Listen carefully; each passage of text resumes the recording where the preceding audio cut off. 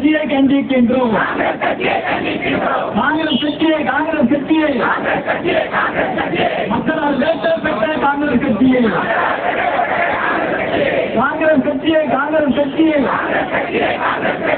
மக்களால் ஒதுக்கப்பட்ட காங்கிரஸ் கட்சியை மன்னிப்பு கேள் காங்கிரஸ் கட்சியை மன்னிப்பு கேள் இந்திய நாட்டை காட்டி கொடுத்தோம். இழிவான காங்கிரஸ் கட்சியை மன்னிப்பு கேள் இந்திய நாட்டை காட்டி கொடுத்தோம். இழிவான காங்கிரஸ் கட்சியை மன்னிப்பு கேள் ராகுல் காந்தி ஊழல் காந்தி பொய்யா பேசும் பித்தலாட்ட காந்தி ராகுல் காந்தி ஊழல் காந்தி பொய்யா பேசும் பித்தலாட்ட காந்தி படிக்காதே தாய் என்ற தெய்வத்தை படிக்காதே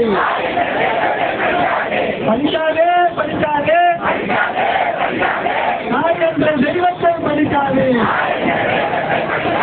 நாட்டு பிராந்தி காங்கிரஸ் வரம்பு மீறி பேசாதே, வன்முறையை தூண்டாதே. நாட்டு பிராந்தி காங்கிரஸ்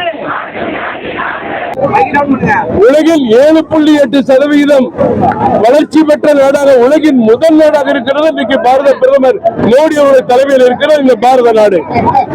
அப்படிப்பட்ட மாபெரும் தலைவரை அவருடன் தேர்தலில் எதிர்த்து நின்று போராடி வெற்றி பெற முடியாத தலைவர்கள், ஊழல் செய்பவர்கள், திருட்டு குற்றங்களில் ஈடுபடுபவர்கள், குடும்பமாய் ஜாமீனில் சுற்றிக் கொண்டிருப்பவர்கள், அவரையும் அவருடைய தாயாரையும் பொழித்து பேசுவது எந்த விதத்தில் நியாயம் என்பதை சுட்டிக்காட்டி இந்த கண்டன ஆர்ப்பாட்டம் மகளிர் அணி தலைவி கவிதா ஸ்ரீகாந்த் அவருடைய தலைமையிலே முதல் கண்டன ஆர்ப்பாட்டம் நடைபெறுகிறது.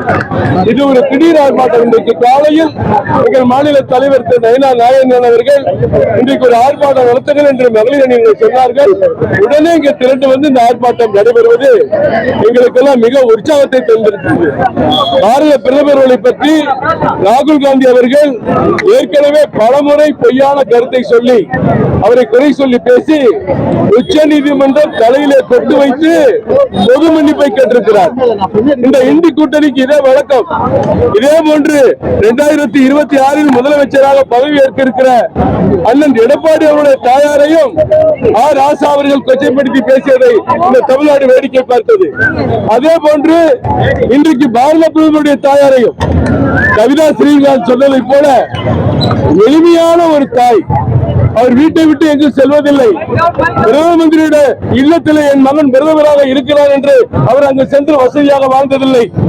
எப்படி பெருந்தலைவர் காமராஜருடைய தாயார் சிவகாமி அம்மையாரோ அதே போன்று மரியாதைக்குரிய அம்மையார் மறைந்த தெய்வமாக இருக்கக்கூடிய ஹீரா பெண் அவர்களும் எங்கேயும் ஆடம்பரமாக சென்றதில்லை.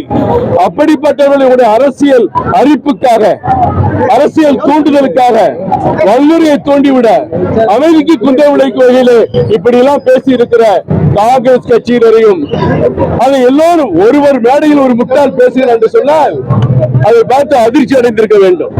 மற்ற தலைவர்கள் அதிர்ச்சி அடைய வேண்டும், பேசுவதை நிறுத்த வேண்டும்.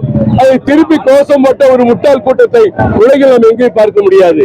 அப்படிப்பட்ட தலைவர்களை கண்டித்து நடைபெறுகிற ஆர்ப்பாட்டம் இது முதல் ஆர்ப்பாட்டம். இந்த ஆர்ப்பாட்டம் தொடரும் என்பதை தெரிவித்துக் கொள்கிறோம்.